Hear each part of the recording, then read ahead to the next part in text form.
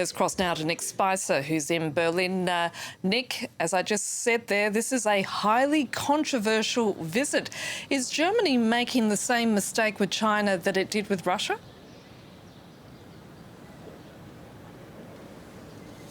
Well, certainly some politicians are making that accusation, including people within the coalition government. That is to say, Olaf Scholz's, nominal allies. So members of the Green Party who are in government and members of the Free Democratic Party who are also in government. So they hold the foreign and finance ministry. So those are significant sources of criticism. However that may be, the trip is taking place.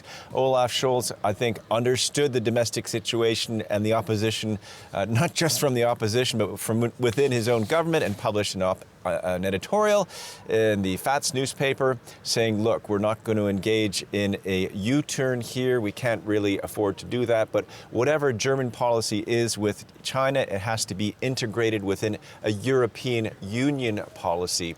However, he also rejected an offer from French President Emmanuel Macron to make a joint trip to show that they were standing shoulder to shoulder as Europe. And all of this, and that it needs to be said, has very bad optics, because less than 2 weeks before this visit actually took place, Germany decided to allow a Chinese shipping company called COSCO buy up a 25% stake in its biggest port, Hamburg, in one of the firms that moves those containers around. And that caused a huge outcry here, with many saying that China was getting its hands on the infrastructure of transport in Europe thereby.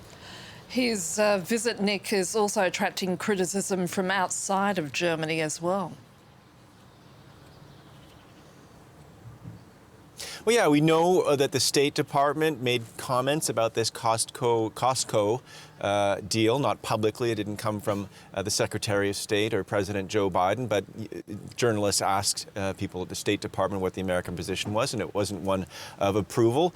Equally, although the French are not communicating officially their displeasure, we know from German think tankers that the French position was a good one. The idea of going along together with Emmanuel Macron to China was good, and it's seen as kind of a fail to not to have done that together. But look, this is a really important trade relationship for Germany. As you were pointing out, no more cheap gas, no more cheap energy.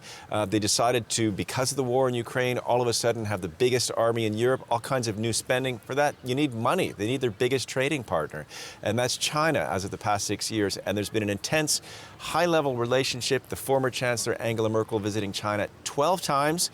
So it's something that is really hard for the Germans to get rid of. Olaf Scholz in that editorial said, look, I'm justifying this trip because we lived in a divided Germany. We don't want to see a divided world once again. But that doesn't really seem to be an argument that a lot of Western allies or even people in his government are buying.